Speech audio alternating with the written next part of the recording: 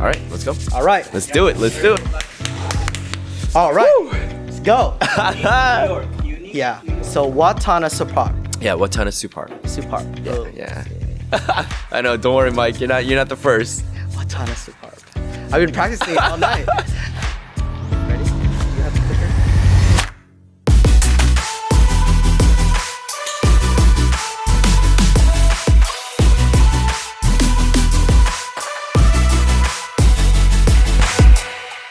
I'm really excited today for our episode of Small Moment, Big Impact podcast. Today I have a really special guest. Flew all the way from New York City, from the concrete jungle to be with us here in the Silicon Valley. Ace Watanasuparp. Thanks for having me, Mike. All the way from the East Coast. It's been a long time coming, but I'm glad we were able to make this happen. Right on. And I didn't butcher his name. So No, he did not, which is, surprising, huh? it's surprising. It's surprising. A lot of people. I mean, there's tons of versions of my last name, so. Yeah. Nice. Yeah, that's the thing is, growing up in Sacramento, we grew up around a lot of different ethnicities, and we saw some really long names and some extremely short names. Like Yeah. my last name is Bowie. Yeah, it's easy. B-U-I. It still gets butchered all Really? the time. So it's Wow. just depending who's saying it from the other side. For sure, It's for all sure. good. Well, welcome to the show today. Glad to be here, Mike. Man, I'm excited. There's a lot for us to talk man. about on this episode here. So let's just kind of get started a little bit about you, Ace. Yeah. You're in New York City. Yep. In one of the most highly competitive environments, but one of the most, for me, it's most satisfying. I go there and they're just people. Everything's just buzzing and lively. Tell me a little bit about New York City and kind of the lifestyle that you're a part of. Well, I mean, I grew up in Queens Woodside, so I was born and raised all my life there. So it may seem like it's a huge mega city, right? But I think once you're sort of in that network, it becomes a really small world, right? So I think in New York City, a lot of people tend to be a little bit timid when they first come into the city, just because the lights, the action, the nightlife, but it's live, right? So a lot of people get intimidated by such a big city, but I think once you sort of entrench yourself within that what we call concrete jungle, it becomes a really small world. Okay. So, yeah. So when you say small world, does it mean that all the players, they all know each other? It's or? like, that sort of third dimension. Yeah. Everybody knows of someone. So I think as long as you're willing to put yourself out there and let people just genuinely know who you are, I think, it's just like in any, I think no matter where you are in the world, right? As long as you put yourself out there and you're genuine about it, it's law of attraction. So Yeah. You put out good vibes. Definitely. You get good vibes. All the time, at end all of the time. day. Yeah. That's cool. No, as soon as you walk through the door, I can feel the vibes. For sure, for so, sure. that's awesome to have you on board. So tell me a little bit about, Ace in middle school or high school. What led you? Because from following you on Instagram and social media, you played ball at UConn. You do a lot of coaching and mentoring, and we'll get into definitely the meat and bones of things of your business and everything else too. But kind of share with me a little bit about that. I mean, you know what? Growing up, I was a very timid, shy individual, right? I don't believe that. No, I mean, that's why, there's been a huge transformation. But I think, your upbringing is so important, right? So coming from an Asian immigrant family, a lot of times they always tell you to respect your elders. Of course. So growing up, I was very, don't speak out of line, don't speak out of term. But then as I started, going to high school and college, and my experience at UConn really changed the way that I sort of approach a lot of things in my life now, in my career, right? Which is, you have to kind of go for it, and you can't be so reserved, right? Because in life, if you don't speak up and you don't speak your mind, sometimes people will, you'll just be unnoticed, right? So I think my dad really instilled the fact of, look, you have one life to live, you just got to go for it, right? Nice. And then my mom was a little bit more conservative, so it's like the yin and the yang. Yeah, right? there's a balance. So there's a balance. But I think growing up in New York, it teaches you at an early age to really be street smart. And I think the street smart side of things, that I think a lot of people, you can't teach that. Yep. And I think growing up in New York, you sort of get that at a very early age. So that really helped a lot as well. When would you say that kind of kicked in for you? I think in high school. Okay. In high school, right? So my parents, we didn't really grow up with a lot. So my parents worked 3 jobs each. So the amount of time that I spent with my parents was very, very little. So growing up, I actually grew up with my grandmother. She had 8 kids, right, growing up. Single parent in Taiwan, and then she moved to Thailand. And she had to take care of all of her kids. So, at the time when I was young, I didn't understand why I couldn't see my parents. So she would instill the importance of hard work, dedication, and then just really providing for the family. And as I saw that, it was something that I wanted to strive for and be half as hardworking as my parents, right? So I think that's where a lot of the passion and energy comes from. Yeah, the drive. It's from seeing my parents struggle and really want to provide for their family, which was a great inspiration for me too at a very young age, Yeah, that's amazing. So what led you to want to go to UConn? UConn. Well, I always had dreams of playing basketball. Yeah. And at UConn, I was offered a academic half scholarship. And, That's big. That was big. That was big, right? Growing up in New York, not really having a lot of money, I wanted to save money for my parents. But, walking on to the basketball team was an afterthought, right? I just wanted to go there for school. But, I think one thing led to another, and UConn has been such a huge impact in my life. And it was actually sort of the platform and the sort of the brick and mortar of who I am today. Just experiencing Coach Calhoun and him teaching you life lessons on and off the court. That was huge. So I see that you're also in what you're doing now. You actually go back to UConn. All the you time. still play ball there. Yeah. And you can walk on the court and play ball at any time.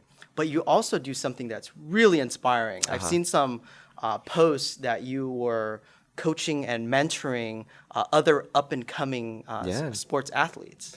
I think, as when I was on the team, we didn't really have a lot of role models to look up to, right? Ray Allen would come and speak to the team, and UConn has done so much for me in my personal life, career, and just mentorship that I wanted to do something to give back to a school that took a shot at a 5'9" Asian American walk-on, right? So that was probably one of the most defining moments in my life. Wow. And I give so much gratitude to the school, to the coaching staff, to the team. So anything I can do to kind of pave that sort of, direction in terms of, life after basketball or even during basketball is so important to me, because a lot of these kids, they get approached from all angles, right? And I want them to make sure that they make the right choices in their life. And if there's anything I can do to give back, that's what I'm all about. That's inspirational. You're basically mentoring the up and coming risers, the youth. For sure. And that's something in our society today that is profound. Everybody needs that mentorship. Yeah. I know in my life, very similarly to your story, without even knowing your story, is my parents worked multiple jobs. Right. My mom was at 3 different restaurants. Yeah. My dad worked 2 jobs. On Saturdays and Sundays, we would, basically be at the flea market selling stuff from 5 a.m. till when we got sunburnt. Wow. And then my brother and sister and I, we'd kind of hide back and let our parents do the thing just to make ends meet. Yeah. So it was a grind. And you were probably there when you were like 12 years old, 13 years old, right? So from 7 all the way until I was about 12. And afterwards, you turn into a teen, you get some attitude, and you don't want to go out and help anymore because you think the world is your place to take over. So a lot of life lessons that kind of share together there. So, but for you to come back to and have that gratitude, the attitude of gratitude, come back and really mentor others, that's absolutely amazing. I think, as I meet with so many people, sometimes, we think about us as, it's only me, right? And I think that sort of empathy and that approach of just being appreciative and having gratitude is so key, because I think in life you need to realize that it's not about yourself. It's about your upbringing. It's about people that you surround yourself with. And I think it's so key for people to actually acknowledge that and be aware of that, and then really give back and help others sort of, help them grow as well. Not just yourself. You're right? uplifting them and really You're helping uplifting them rise. them and empowering them and giving them that confidence, because someone gave you confidence when you didn't have confidence in yourself, right? Yeah. So That's the thing about believing in yourself. There's only so much belief that you could do in yourself. Yeah. But to have that one extra person For sure. believe in you or give you that chance, you're like, oh, you believe in me too. And that's why, when I go around and I talk to a lot of folks now, I tell them your surrounding and your network is really your net worth, right? So if you surround yourself with positive people that are constantly encouraging you, it really takes away from self-doubt. Yes. And so many people have self-doubt, right? Me and you, we have self-doubt every single day. So I think surrounding yourself with a good support system is so key. Yeah, so talk about that there. Yeah. You're with surrounding yourself with key people. Your network is your net worth. Yeah. And having a team of people who work with you, not for you. Because I know you run a major arm for Citizens Bank, out in New York City. Kind of structure, because I know as soon as you walked in the door, put your luggage, everything down, on the phone, texting and doing all that. How does a day in the life of Ace look? It's pretty crazy, pretty crazy. Break that down. Break it down. I mean, you don't know what's going to happen, and you really don't know, what you're going to actually expect on a daily basis, right? But I think Citizens Bank was literally right after we decided that we were going to dissolve DE Capital, which was the financing arm for Douglas Elliman. And Citizens Bank, they were a Northeast bank. Okay. They were a little bit smaller, with a huge balance sheet. So we thought, you know what? We don't have a name yet in New York in terms of Citizens Bank, right? Because we don't have brick and mortar. But it was a huge opportunity because the company just had the right mindset. They wanted to really be consumer centric. They really wanted to focus on building a reputation that's, longevity and not short term. So I thought, you know what? Going into New York and having Citizens and coming over to Citizens Bank, we had the opportunity to brand ourselves a little bit different. And that's what I talk about, the first day that we were joining Citizens Bank, because we came over, the bank was doing right around 12 to 20 million a month. Okay. After 4.5 years, we now average right around 200 million a month.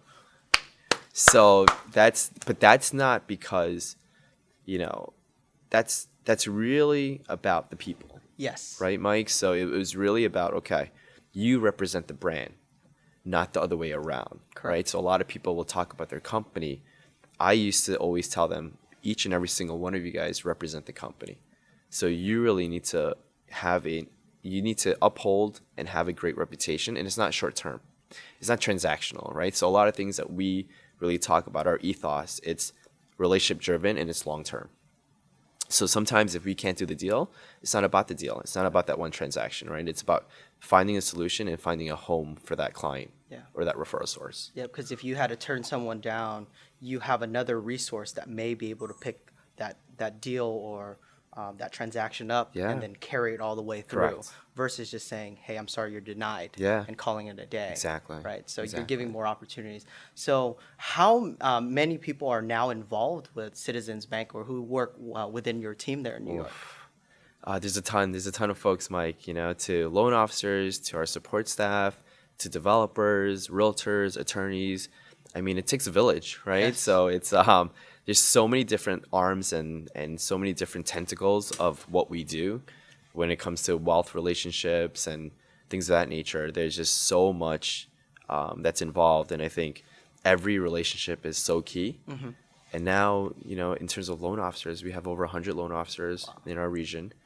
And, right now with the market the way it is, with the feds lowering the rates, it's been an amazing summer so far. I bet. And it's been pretty crazy, Mike. I mean, the minute I walked in, it was just, nonstop phone calls, but it's great. Nice. How do you balance or structure your support team behind you to help you carry the vision or the goals that you're setting out for your... That's a great question, Mike. It's about, trusting in your leaders. Okay. So I do a lot of empowerment for my leadership team. I think... kind of break that down a little bit in terms of the empowerment process, because I know a lot of our audience who are listening to, they're also business owners or yearning to get into entrepreneurship and business, and these aren't like lessons that you can just take at college. This is if you can kind of break that down a little bit. I think naturally human nature is you never want to hire someone that you feel is a threat. For me, I think that's one of the biggest things that people need to sort of accept and realize, that the more folks that you hire that are better than you, I guess the percentage of you being successful is that much greater, right? So for me, I'm constantly looking for people that will sort of challenge the status quo. And I love people with ideas, right? People that are proactive. So, for our leadership team, I try to really embrace empowerment, autonomy. I want them to have ideas, right? A lot of people, they just feel like they need to be within this square peg box and not really risk anything, right? For me, I think it's really important to, number one, try to hire folks that you feel are better than you in certain aspects, and then you can collaborate and learn from each other, right? So I think when looking at structure, that's the first and foremost, because it all starts from the top. Yep. If you have a weak leadership team, then the whole structure and platform doesn't work. And I think a lot of folks, when you're at that level, they tend not to hire the best because they want to be the person, right? And I think in leadership and building companies, you need to really surround yourself with people that are better than you in order for you to challenge yourself and really learn from others. There you Does go. that make sense? Yeah, makes total sense. It's a lot of leaders fear being replaced. Correct. But if you are bringing on someone who's even better than you in so many different aspects, like exactly what you said, is it makes you have to raise the bar in your level of achievements or what you can do, and all together everybody grows. I guess similar to our company at EQ1 is we have a company and we have a reputation. And Mike, you have 3 branches now, right? Yeah. 3 different offices. That's amazing. It's and it's a lot of responsibility, but the way that we're able to divvy that up is empowering and growing from within, right? Because if we build a company, we're just building a company. Yeah. But if you build people, the people will build the company way far larger and bigger than you could ever imagine. And I think hiring the right folks for the right job is important, right? So when you talk about structure, you don't want to put the wrong person in the wrong position. So if I wanted to elaborate on that a little bit, it's like putting someone that's great during back office work and putting them in sales is probably not the right thing to do, right? So I think sometimes you as a leader, you need to be able to identify the characteristics on what's going to be a successful position for the person. Definitely. Right? So sometimes the person may say, you know what, I want to be a salesperson, but they don't like going out. Yeah. And they don't like meeting people, right? Yeah. But they feel as if they're going to be an amazing salesperson. So that's where you need to sort of identify what are things or tools that you can do to help them get to where they want to be, or really just call that out and say, you know what, this may not be the right fit for you, and really have the cold truth. I mean, that's where you're going to get to places, right? When you're able to be transparent and just really genuine with the folks around you. So. I think when you do that, being genuine is that you don't waste anyone's time. No, exactly. And when you don't waste anyone's time, everything just runs much more efficiently and effectively. Yeah, definitely. Nice. So, now at Citizens Bank, with all this growth here, and when you're doing your mentorship, I saw that you did a stint there with Gary Vee. Yeah. And he's by far one of the most motivational people. He is. And inspirational people to me. I don't care that he drops F-bombs all the time, but it's real, it's authentic, it's genuine, it hits you in your face all the time. All the time. So, it makes sense, right? Everything that he talks about. You're like, oh, I thought about that. Exactly. But it just didn't hit me that hard until Gary said it. Exactly. Exactly. So, gonna share about that relationship there, because I remember you saying that you've known him for some time too. Yeah.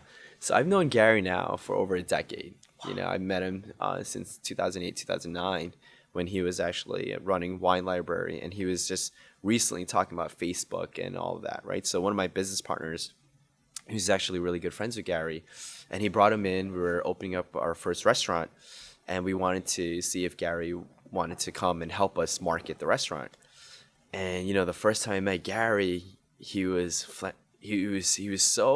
much energy, and he was so dynamic, and he was young at the time, and he's still young now, but he was in his 30s, and he had this brash, young, really no filter, right? And the minute he came in, he threw his sneakers on the table.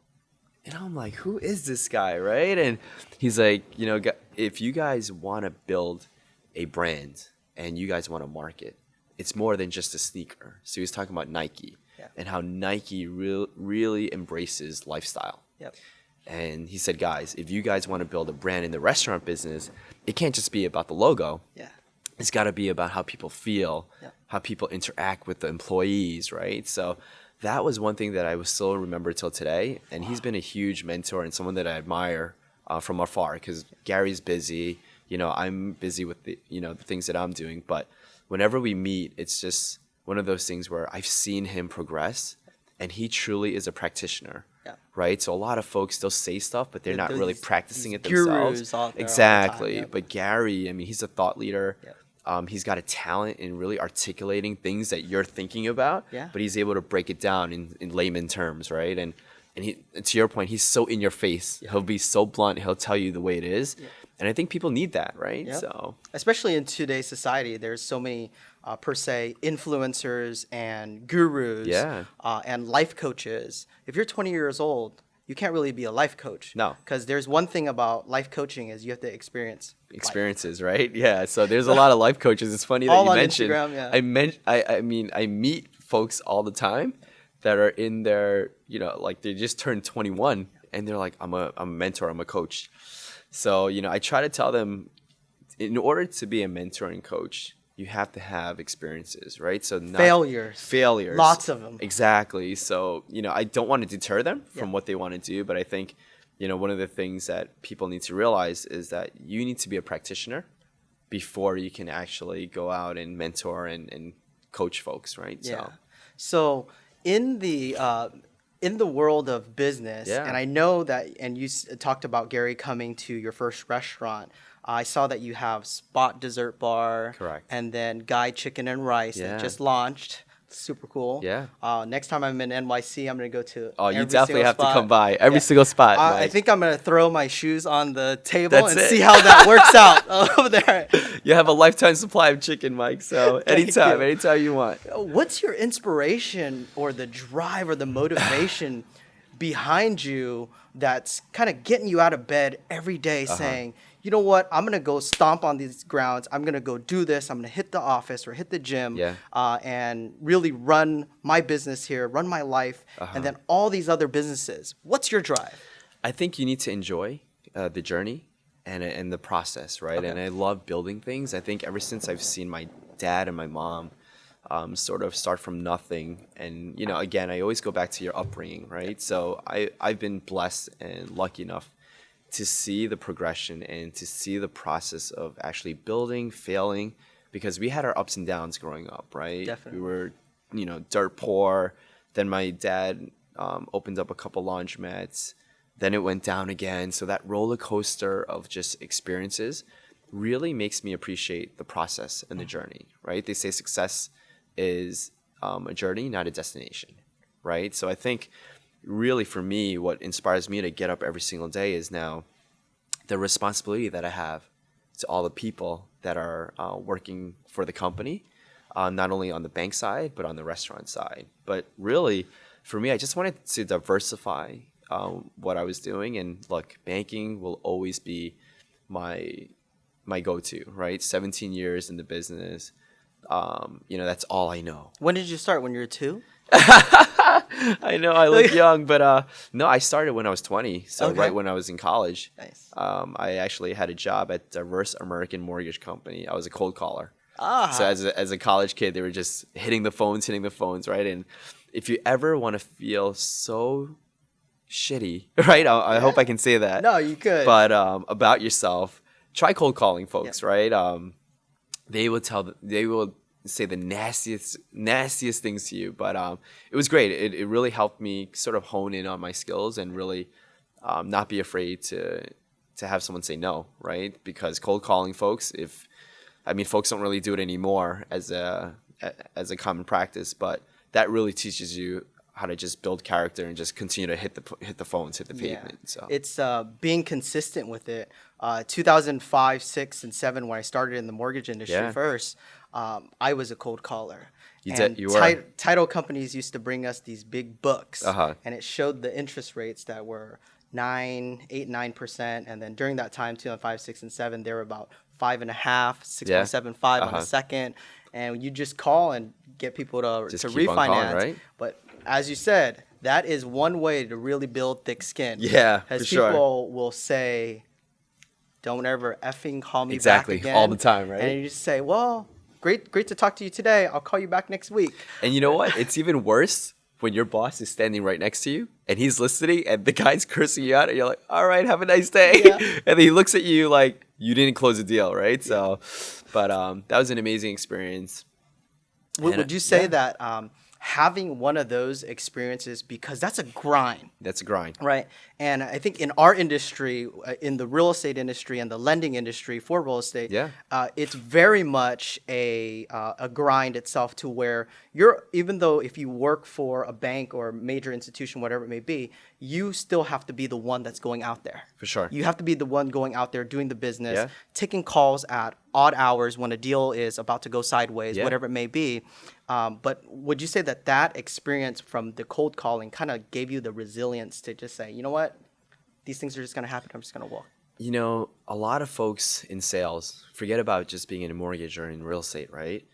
They have this victim mentality, right? Which is, you know, I'm not successful because of all of these obstacles. Correct. But I think when you cold call, you're building that thick skin and that character of, I'm not going to be a victim today, right? I'm going to make shit happen. I'm going to make, you know, my sales, whatever goals there are. I think that's the beauty of being in sales as well, Mike, which is, you know, there is no ceiling, right? You make what you believe you can make, and you create what you can. It's a business within a business. Yeah. And I think in terms of just building character and really focusing it on your skill set, you know, I don't think there's a better way than, you know, just diving 100% into sales. Yeah. So It I would teaches say, you a lot of life lessons, right? you got to have that right mindset. Yeah. It's something we have on the wall back there during our I last see it. Energy, office focus, powwow. motivation, drive, resilience. Yep. It's just pure mindset, because the market can do anything that the market wants to do during the Correct. cycles, during the elections, whatever it may be. But if your mindset's messed up, then everything else just goes down that rabbit hole too. But if your mindset's strong, and from doing the cold calls, and that's why I tell our team when we coach and mentor is, well, pick up the phone, start making some of these calls, or go and hit the pavement, start door knocking, and then you'll see what hard work really is, right? And you know what? Humans, they love trends, right? So whenever something's going up, everybody jumps on that bandwagon. I tell folks all the time, no matter in a good market or a downturn market, there's opportunity. Yes. So a lot of folks will say, okay, you know, I remember in 2008, 2009, when the recession hit, that was probably one of the key moments of folks really creating net worth. Folks that saw opportunity and capitalized on it. Of course. While the 95% of folks saw a recession happening, right? So I tell my folks all the time, whenever there is a down market, there's huge opportunity, but you need to create your niche.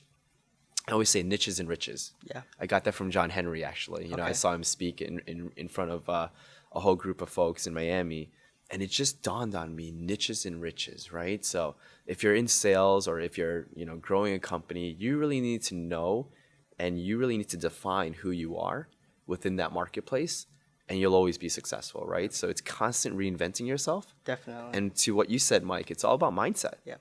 Right? There's ebbs and flows in sales. You're going to have your bad days, and you know what? When it rains, it pours. Yeah. Right? It just seems like everything It hails, is just, actually. It hails, right? So you can have weeks upon weeks where you're out there hitting the pavement and you think you're going to close the sale, but something happens and it blows up, and the 2 weeks of work, it amounts to zero, right? Yep. But if you let that get into your psyche and you're not brushing it off and just going on to the next, that's going to affect you. Yeah, right? it continues to snowball down. Yeah. It's funny that you bring up 2008, 9.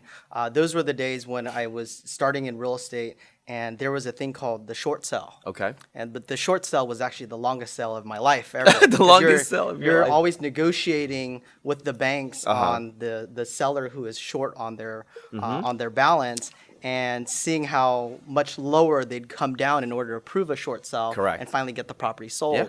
But how many banks knew how to do short sells during that time? Yeah. And how many agents knew how to do it? Sure. But during that time, I carved out a niche, like what you said, niches to riches. Yeah. We took what we call certified distressed property expert course. Got it. There was a short sell foreclosure resource course by Yeah. National Association of Realtors. I learned as much as I could on online study, and then just pounded the pavement and tried to help people. And you just became the go-to guy for short sales. And it became this animal where you'd have 16, 17 short sells, Yeah. and it would just start to close. And when it started to close, we saw more opportunities to where people didn't want to buy old, ugly homes or homes that are dilapidated. Uh-huh. They wanted a prettier home, and there were people who could qualify during that time. Yeah. So what we did was we helped investors purchase the dilapidated homes, rehab them, Yeah. and then sell them to the market who wanted the pretty Yeah. homes. And it's kind of like niches to riches. That was kind of like the trend. If I just wanted to go sell regular real estate, it would have gotten nowhere. And I'm pretty sure, word of mouth is spread really quickly, right? Like, go to Mike. He's the guy. He knows exactly how to propose it to the banks, and that's really what creates that brand recognition too. And the empathy that you have for others is where it's more on helping the human, the person there. Yes. You're selling the home. Yeah. Regardless, the home's going to sell because that's your job. But in order to get to that process, you're working with someone. You are. And they're going through a really tough time of their life. And during that time, made a lot of money in 2005, 6, and 7, and then really started not making money. So my mindset had to stay good too. Yeah. Just in order to kind of move that through. Yeah, So yeah. being through those processes there, and being that you're in such a major metropolitan city, and kind of seeing the trends too in the market. What are you seeing out in New York City? Because we're seeing some of the luxury properties sit for a year Yeah, now. When prior to then, it was less than 2 months, and they were just For sure. gone. I mean, it's definitely shifted, right? Yeah. So prior to this, the last 2 to 3, even 5 years, it was a seller's market. Number one, because inventory was very low. And now I think, those trophy prices or those astronomical prices you're not seeing anymore because it's shifted to a buyer's market. More inventory coming into the marketplace. A lot of tax laws and SALT deductions are now affecting some of the price points in New York City. Wow. And I think now buyers more than ever are, it's really a perfect storm for them. So I think there's huge opportunity for buyers now to really get inventory that's priced right correctly. And I think sellers are now realizing, hey, if I want to move my inventory, I need to really price my home or my condo correctly. Correct. Right. So that's what we're seeing now, which is anywhere on the entry level side, 1.5 million and below. There's still bidding wars, right? There's still folks wanting to kind of get into that entry level, but anything between 2 to 5 million, there's a lot of stagnant, just a lot of hesitation. What's entry level when you talk about 1.5 I know it's kind of crazy, right? I mean, when you talk about the 1.5 million price point, it's insane. I mean, the average median home price right now in New York City, Manhattan, that 12-mile island is around 800,000. Okay. Outside of Manhattan, towards Queens and the outer boroughs, it's around 450, 500. Okay. So the average price point, it's pretty high, Mike, right? So entry level now, talk about being a millionaire. I mean, that's something where, it's common, right? Buying a home for $1 million. Back then, $1 million would probably purchase you a whole lot. Yeah. Today, it's purchasing you probably 600 square feet, 650 square feet, right? So Wow. you take that into account, and there's a lot of folks out there that are not as educated as well. Like, there are programs out there where people can actually take out 10% up to $2 million, 5% up to 850,000. Oh, wow. So it's really having that financial literacy and really understanding what you're capable of affording and things of that nature, what options you have. Yeah. Especially in New York City, Yeah. where the price points are just outrageous, right? It is. I thought our prices were outrageous here. If you're looking like Sunnyvale, Mountain View, 1,800 square foot, rancher built in the 50s. Yeah. Those used to sell for 2.1, 2.2. Yeah. Now they're still selling for 1.8. But that's in the tech epicenter. That's in the tech epicenter, That's right? like the epicenter of everything there itself. And then you move. Our average price point here is 1.2 million. Yeah. And even when we look at these numbers, it's just like, wow. When I started in the business 2009, some of these homes were 600,000, Yeah. 450,000, Yeah. and just to see the amount of growth and appreciation. So seeing that in New York City, and what's nice about New York City that I always seen is there's an area called Billionaires Row. Billionaires Row, 57th Street. Yes. Yeah. And we don't quite have a Billionaires Row. We have Hillsborough, Portola Valley, all the really nice, luxurious areas too. But how is that walking through Billionaires Row on the ground there? It's like a whole new world, right? Yeah. So, 432 Park Ave. I mean, that's apartments start at 15 million. So, that's like a whole new world that a lot of folks probably won't understand. How those price points are actually capturing some of the most wealthiest and all over the world in terms of billionaires. But there's something to be said about 57th Street in Central Park. I met a billionaire from Madagascar. Okay. And he was talking about the New York City, real estate market. And he had a philosophy that I think a lot of billionaires have, which is if you want to invest in New York City and you want a trophy property, the most iconic real estate zip code is really Central Park. And the market can go up and down, but Central Park will always be an icon in New York City. So I think you see a lot of foreign investment coming into that particular marketplace. And still coming in. And still coming in, right? So it's prestigious, that's why. And correct. It's exclusive. It's exclusive. It's exclusive. I think and then in New York City, you have something that's much different than we have in the Bay Area, where you have co-ops. Yeah. Where there's different forms of HOA where people vote and do all these other things. Which in a down market, co-ops actually strive the most, right? Because you have the board, which is a co-op board, which is a whole bunch of folks volunteering, but their main objective is to make sure that the building is financially sound. Yes. Whether it's, vetting through a potential buyer coming in and really looking at the financials and making sure that the co-op is doing the right thing by all the tenants, right? So you're always going to see the co-ops really hold their appreciation values. Interesting. Yeah. Man, I learned something new about New York City exactly, real estate, not just by watching $1 Million Listings New York. No. I mean, it's exciting though, right? Oh, definitely. Anything that's real estate related is, always has my eyes. It's like that shiny object. Yeah. Right there. So what's next? Like you've shared so much about, your past, what you're currently doing right now. A lot of successes, and I have to, commend you for that because you're a super humble guy too.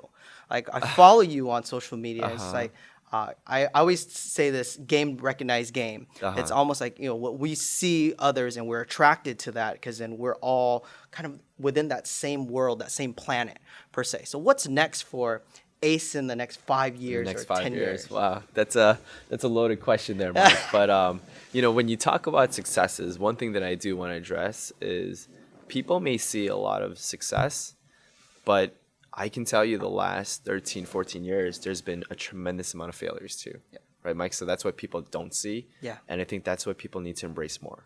In the restaurant business, now between me and my cousin, we have 10 restaurants. But it wasn't always like that, right? So we actually closed down 4 restaurants, like miserably failed. And it's been a blueprint ever since because we had so many different concepts going on at the same time. Mm-hmm. We just couldn't handle the different concepts. So now we scaled it back to 2 to 3 concepts. And I think what people need to realize is a lot of folks don't want to fail, right? And a lot of folks try to avoid failure. For me, it's not that I want to fail, but I welcome it. Because I think you need to embrace failure because it'll teach you not to make those same mistakes. Correct. And I want to make it early, right? Rather than later in life. Because it's going to be the same game, just different currency. So if you can actually experience those failures early, you won't make the same mistake when there's more at stake. Yeah. Right, so it's more costly. It's more costly down the line. There's more at stake, and there's more things that you have much more to lose the longer you go with a certain business. I mean, I can tell you the first restaurant that I opened up, Spot, which is pretty well known now. We have 4 locations, right? Nice. But it wasn't always like that. So we were in the basement. It was a hidden sort of gem on St. Mark's Place, And we redlined for a good 2 years, 3 years.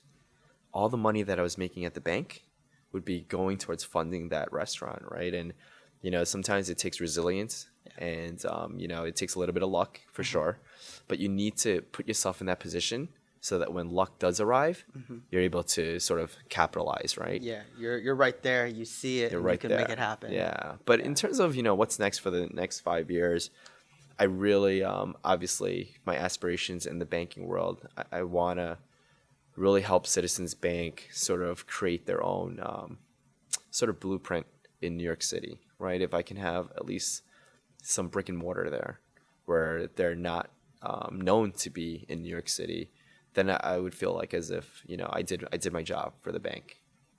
But in terms of just entrepreneurship, I'm constantly now just really vetting through a lot of opportunities.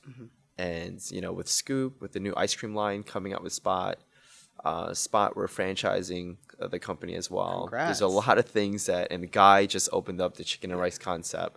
So there's a lot of things going on.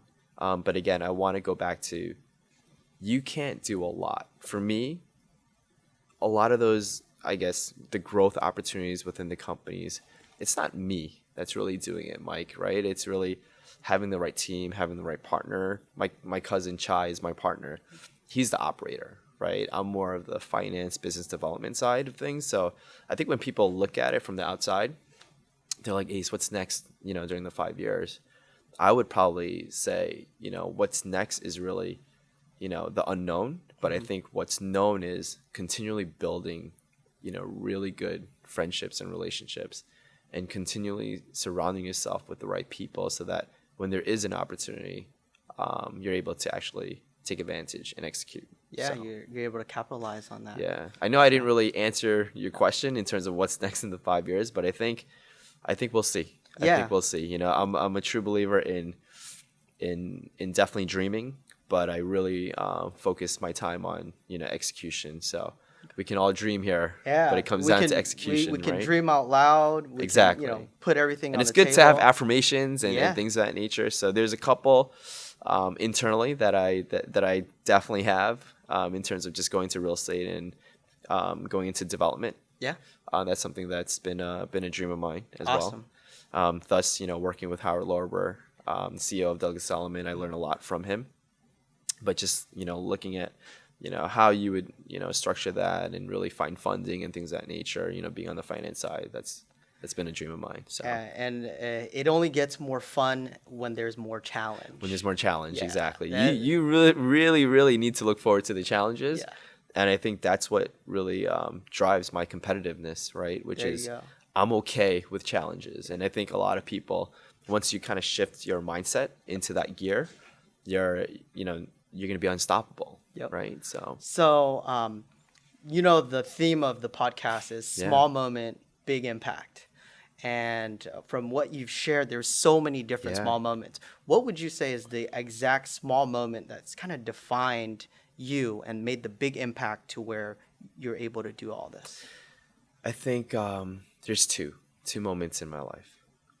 Actually, three, right? So, I really rarely share this, but a defining moment in my life was when my parents got a divorce when I was in college. And, we grew up with a loving family, and my parents taught us well. But after they got a divorce, it was rough on my sister and myself, but it actually made me really become a lot more accountable. At first, I blamed myself for the divorce, but as time went by, I wanted to really, make my parents proud in order for them to sort of, in my mind, if I was a success, maybe they'd get back together because they saw their son being so successful. And that was one of the main drivers that made me walk on to UConn, which was basketball was my sanctuary. So every time I was on the court, I didn't think about anything else. So I just really focused my time and energy on the basketball court. So that was my first real moment in my life where, I really faced an obstacle that was detrimental. And I could have went the other way, right? I could Definitely. have started drinking, smoking, really just went down a really, really dark path. But I chose the opposite. Yeah. I chose to channel my anger and my sort of just struggle with myself towards something that I loved. So that was number one. Number two was really meeting Coach Calhoun. He showed me that, believing in someone, obviously there's probably so many players that are better than who I was, right? But he saw something in me and gave me a chance. Yeah. The first Asian American walk-on at UConn. And from that moment on, I truly believe that in life, if you don't try and you just listen to people and you listen to the stigmatization, you're never going to give yourself an opportunity. Definitely. Mike, you have no idea how many people laughed at me when I said I was going to walk on to UConn, right? Or try out for that matter. But, from that experience, it taught me if you have someone that supports you and you have someone that cares as much as Coach Calhoun did for all of his players, there's something special there, right? Yep. That taught me teamwork. It taught me discipline. It taught me accountability. And the one thing that sticks out, from Coach Calhoun is everybody has a story. Mm-hmm. Everybody comes from all different walks of life, right? We were recruiting folks from Africa, Australia, all over the world, these players, right? But he made us really buy into a system, which is it's all about having unity and having each other's sort of back and support. Definitely.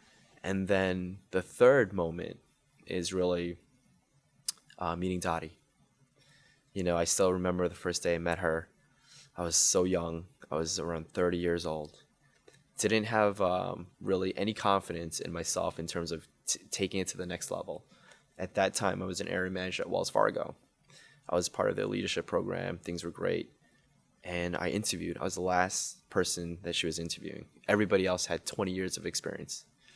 And, I was the last interview at 5 p.m. I walked into the interview. I'm like, I'm definitely not getting this interview, right? I'm definitely not getting this position because it was to become the president for DE, Doug Salomon, which was DE Capital at the time. But I went in there. I did my best. And my resume did not stack up against any of the prior four. But she saw something in me. And the craziest thing is when she actually gave me the position, I said no. Because I was scared. So think about it, right? 30 years old, you get handed a position to become the president, and you say no.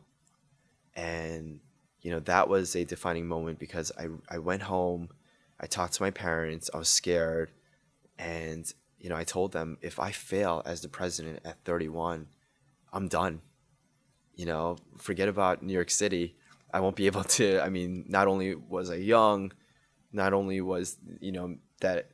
did I not have the experience, but I'd probably not I would probably not have another chance at this, right? So the belief that she instilled in me for 2 years straight, she was talking, and she said, Ace, you need to make a decision.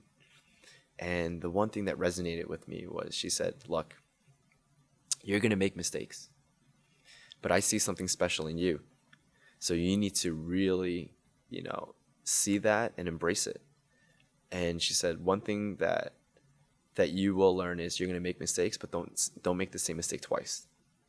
And she said, I will support and I will guide you through this process. And 2 years later, I took that position, and there's been a lot of trial and error, Yep. a lot of learning, a lot of growing up, and a lot of accountability.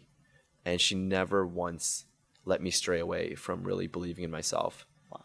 And it's been unbelievable, the amount of folks that I've met and the opportunities that's been given upon myself. Mm-hmm. And I think that's key in life, right? Which is sometimes you need to kind of take that leap of faith, Yep. even when you don't have any faith in yourself. Yep. Which a lot of people, when they look at me now, they're like, wow, Ace, you're so confident, you have this aura about you. But no, I doubt myself plenty of times. But I think having that support system and having people that believe in you, Yep. You sort of to come into your own, right? You kind of fall into your place. That word is so big, believe. And what I'm hearing, the constant theme of your small moments is always that someone believed in you when you had doubts. And we all have doubts. We all have doubts. But during those right moments, when you were doubting yourself the most, people came and said, hey, I believe in you. I believe in you. Yeah. And that's what got you to where you are today. And now you're circling back and believing in others. That's right, Mike, right? And that's why it's so important for me to give people that support system as well. And a lot of people are like, Ace, you meet so many people, do you have time for that? And look, I try to make time for everyone, no matter who they are, right? Because you never know. You made time for this podcast. No. I mean, look, Mike, we've been setting this up for quite some time, but I think people, when they become somewhat, and I don't want to say successful, but when they become an influence within their community, sometimes I see folks not giving the time and not really helping others. And I never truly understood that, right? Because I think in life, it's about really supporting one another. I think as human beings, we want to really uplift and help our community. So I think within the real estate community, within the Asian American community, whoever I can really make a positive impact on, I want to try. And I encourage everyone to lift others, because you receive so much more when you give without expectation. Exactly. And when you truly, genuinely want to help others and see them succeed and become successful, it's a great feeling. I can't even explain it, Mike, but when you give before you get, or without the expectation, and you see someone grow, and you get to say, I was a little bit part of that, and they were 99% the rest. They were there, right? They just needed that sort of support and that sort of I don't even know, that ignite or ignition, just to kind of get to that level. It's a spark, right? So it's kind of like similar to how we met, right? We have to give a shout out to Aria, the Asian Real Estate Association of America, right? Kind of brought us into the same rooms together in leadership and all. And I think that goes full circle with everything that we do. It's such a great organization that has been uplifting so many leaders, and it doesn't matter what ethnicity you are. You're a part of Aria. Correct. You're within the family. You don't need to be Asian American, right? You could be any ethnicity, but really building that family and that network, and meeting you, Mike, was one of the most positive experiences from the organization. But really, being a part of a community is so important, and you get what you put in. Yeah. Right. So a lot of us, we're a part of organizations, but then we're sort of like on the outside. It was only when I actually truly embraced the organization and really put myself out there was when I met folks like yourself. So it's such an amazing organization, and you're meeting folks from all over the country. Yeah. Right. And now all over the world. And now all over the world. Like we went to Dubai together. We went to Dubai. I saw that. The global trip. Yeah. What words of wisdom would you have for someone who's listening to our podcast today and seeing your upbringing, the struggles, and then the successes and the failures and the lessons? What's one thing that you would like to share as inspiration or aspiration or something? Number one word, patience. Patience. Because a lot of millennials now, right? And I think the millennial generation they have so much opportunity out there. And I think we sometimes mistaken the word passion for patience. Because so many times I see a lot of potential in the millennial generation, but they give up too easily because it's not happening fast enough. Yeah. And it's not at the fingertips. It's not at the fingertips, right? And when I tell folks that I've been in the business 17 years without straying, without doing something else, and the restaurant business was really a sort of a result from my relationships in the real estate world, right? To get great locations and things of that nature. But had I veered off and just did so many different things, and it's okay to test out things when you're young, but one thing that I want to tell folks is be patient. Time is your biggest friend, right? If you can utilize it the right way. Learn from your mistakes. Don't think that success is overnight, and continue to work on your trait, because the more that you become an expert in what you do, and the more that you know your competition, the more you become an added value for that community or that consumer, right? So I would say patience and really understanding what that means is so key, because a lot of people will say, well, I did it for a year, Ace, right? And I'm like, a year is not nearly enough, right? So banking side, 17 years, restaurant side now 10 years. You go through your ups and downs. Yep. And I think people need to realize that it takes time. Your success isn't overnight. Yeah. Rome wasn't built the next day. That is true. So I think if there's one takeaway, Mike, it's really patience. Awesome. Does that make sense? Yeah, it makes a lot of sense. Well, I so appreciate you for being on man. Small Moment, Big Impact. And we're going to leave it with that is patience. Patience is a virtue. So It is. Thanks, It is. Ace. Really appreciate it. Oh man, of course. Anytime.